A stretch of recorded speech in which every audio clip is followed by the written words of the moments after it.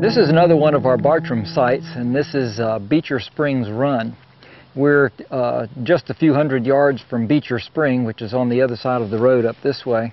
And Beecher Spring Run is about a little over a mile long and runs from the head of the spring down to the river, which is off in this direction. It was December 28th in 1765 when the Bartrams visited this site.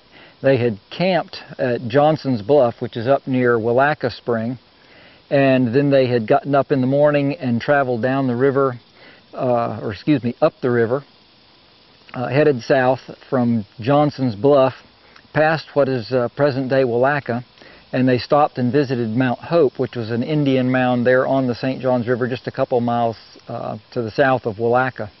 Then they returned to their boat and then stopped at Mount Royal, which was another Indian mound close to the river.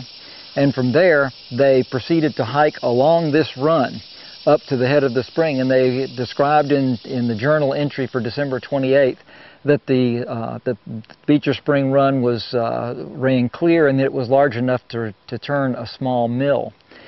So they did make it all the way up to the head of the spring, apparently, before they headed back down. They didn't camp or stay overnight at Mount Royal. Instead, they returned to their bateau and continued to head upriver and went just a few miles south to Georgetown, where they set up camp for the night of the 28th. So the spring run here is wooded on both sides, so it's difficult to access. You can see the mouth at the St. Johns River. It's near a boat ramp at the air park. So the spring still flows clear today, but it's difficult to access.